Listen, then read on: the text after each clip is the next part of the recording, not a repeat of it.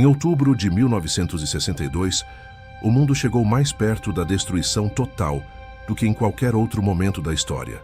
Durante 13 dias, duas superpotências nucleares ficaram frente a frente, prontas para entrar em guerra. De um lado estavam os Estados Unidos, do outro, a União Soviética. Ambos possuíam armas nucleares suficientes para destruir o planeta várias vezes, e por quase 2 semanas, o destino da humanidade esteve por um fio. Essa é a história da crise dos mísseis de Cuba, um dos momentos mais tensos de toda a Guerra Fria. Para entender como o mundo chegou a esse ponto, precisamos voltar alguns anos no tempo.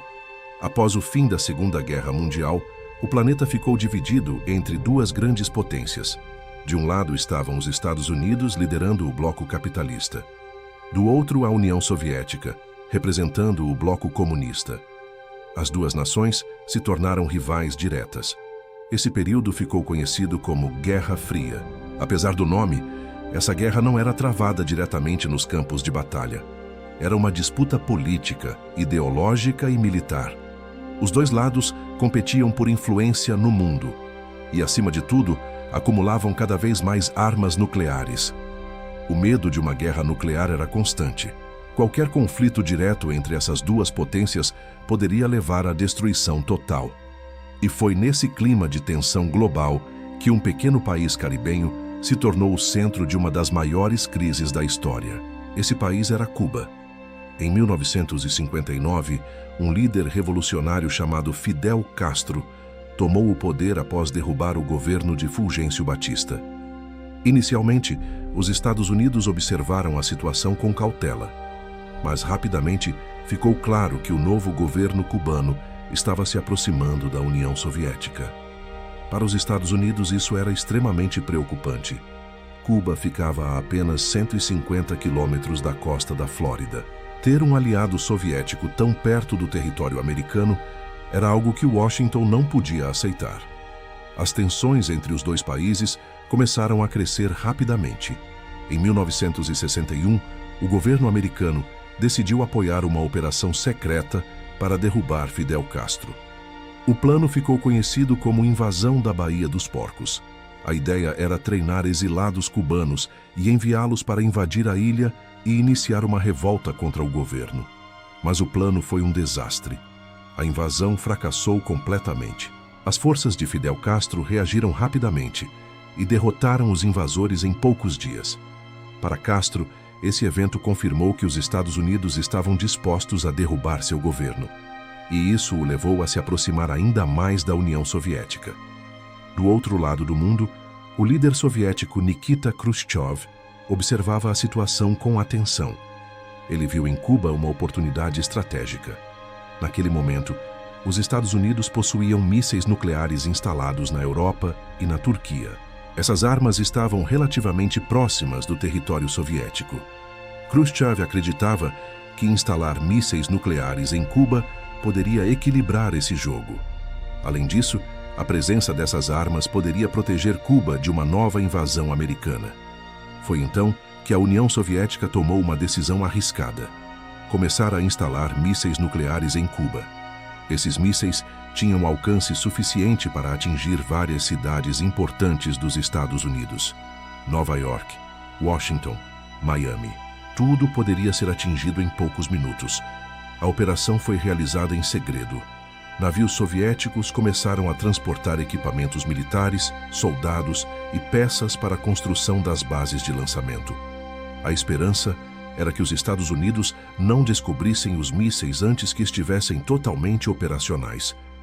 Mas esse plano não ficaria escondido por muito tempo. No dia 14 de outubro de 1962, um avião espião americano chamado U-2 sobrevoava o território cubano. Durante o voo, o piloto tirou várias fotografias da ilha. Quando essas imagens foram analisadas pelos especialistas militares, algo alarmante apareceu.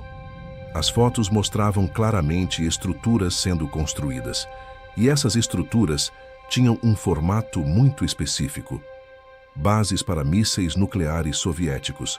A descoberta causou um choque imediato dentro do governo americano. Agora, havia armas nucleares soviéticas a poucos minutos de distância das principais cidades dos Estados Unidos. Quando as fotos chegaram até o presidente John F. Kennedy, ficou claro que o mundo estava entrando em uma crise extremamente perigosa. E a pergunta que todos faziam naquele momento era simples: o que os Estados Unidos fariam agora? Diante daquela descoberta alarmante, o presidente John F. Kennedy reuniu imediatamente seus principais conselheiros na Casa Branca. O grupo ficou conhecido como ExComm, um comitê de emergência criado para lidar com a crise. As opções sobre a mesa eram extremamente perigosas. Alguns militares defendiam um ataque aéreo imediato contra Cuba para destruir as bases de mísseis. Outros sugeriam uma invasão completa da ilha. Mas havia um enorme problema. Cuba estava protegida pela União Soviética. Se os Estados Unidos atacassem diretamente, havia um grande risco de que a União Soviética reagisse militarmente. E isso poderia desencadear uma guerra nuclear global. Durante dias, Kennedy e seus conselheiros debateram o que fazer. A tensão era enorme. Qualquer decisão errada poderia colocar o mundo em guerra. Depois de muita discussão, Kennedy decidiu adotar uma estratégia diferente. Em vez de atacar Cuba diretamente, os Estados Unidos fariam um bloqueio naval ao redor da ilha. Oficialmente, o governo chamou essa ação de quarentena naval. Navios de guerra americanos seriam posicionados no mar para impedir que novos carregamentos militares soviéticos chegassem a Cuba. Era uma forma de pressionar a União Soviética sem iniciar imediatamente um conflito armado. No dia 22 de outubro de 1962, Kennedy fez um pronunciamento histórico na televisão. Milhões de pessoas ao redor do mundo assistiram. No discurso, ele revelou a existência dos mísseis soviéticos em Cuba e anunciou o bloqueio naval. A partir daquele momento, a crise se tornou pública. O mundo inteiro entrou em estado de alerta. As Forças Armadas Americanas foram colocadas em nível máximo de prontidão. Bombardeiros nucleares começaram a patrulhar o céu. Mísseis estavam prontos para serem lançados. Do outro lado, a União Soviética também preparava suas forças. A tensão entre as duas superpotências atingiu um nível nunca visto antes. Nos dias seguintes, navios soviéticos carregando equipamentos militares continuaram avançando em direção a Cuba. Mas agora, havia uma linha de bloqueio formada por navios de guerra americanos. Se esses navios soviéticos tentassem atravessar a linha, poderiam ser interceptados. E qualquer confronto no mar poderia rapidamente sair do controle. O mundo assistia com medo. Era como se toda a humanidade estivesse esperando para ver qual lado pisaria primeiro no gatilho. Durante alguns momentos extremamente tensos, parecia que o confronto era inevitável. Mas então, algo inesperado aconteceu. Alguns navios soviéticos começaram a reduzir a velocidade. E pouco depois deram meia volta. Foi um pequeno sinal de que a União Soviética talvez estivesse disposta a negociar. Mas o momento mais perigoso da crise ainda estava por vir. Poucas pessoas sabem disso.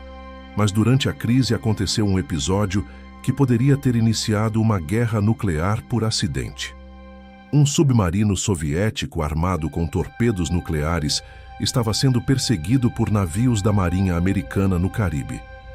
Sem saber exatamente o que estava acontecendo na superfície, a tripulação do submarino acreditava que a guerra já poderia ter começado. Os navios americanos começaram a lançar pequenas cargas explosivas na água para forçar o submarino a emergir. Dentro do submarino, a situação era extremamente tensa. O comandante acreditava que aquelas explosões poderiam ser o início de um ataque. Ele considerou lançar um torpedo nuclear contra os navios americanos. Se isso tivesse acontecido, provavelmente teria iniciado uma guerra nuclear imediata. Mas havia uma regra. Para lançar o torpedo nuclear, era necessário o acordo de 3 oficiais. 2 deles estavam prontos para autorizar o disparo. Mas o terceiro oficial, chamado Vassily Arkhipov, se recusou. Ele insistiu que o submarino deveria emergir primeiro e tentar estabelecer contato. A decisão de Arkhipov acabou salvando o mundo de uma possível guerra nuclear. Enquanto isso, líderes dos dois lados começaram a trocar mensagens secretas. O líder soviético Nikita Khrushchev enviou uma proposta. A União Soviética retiraria os mísseis de Cuba. Em troca, os Estados Unidos deveriam prometer não invadir a ilha. Kennedy concordou com a proposta. Mas houve também um acordo secreto.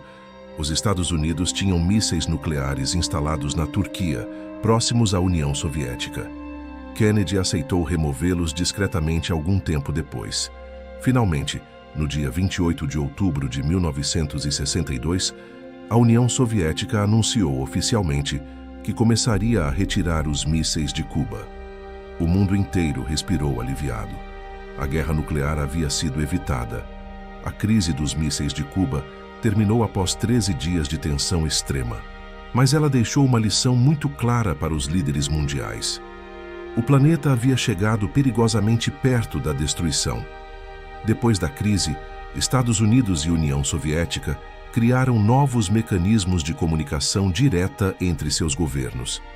Um deles ficou conhecido como telefone vermelho, uma linha direta entre Washington e Moscou para evitar mal-entendidos em momentos de crise. Até hoje, historiadores consideram a crise dos mísseis de Cuba o momento mais perigoso da Guerra Fria. Durante 13 dias, a humanidade esteve a apenas algumas decisões de distância de uma guerra nuclear global. E muitos especialistas acreditam que nunca estivemos tão perto do fim do mundo quanto naquele outubro de 1962.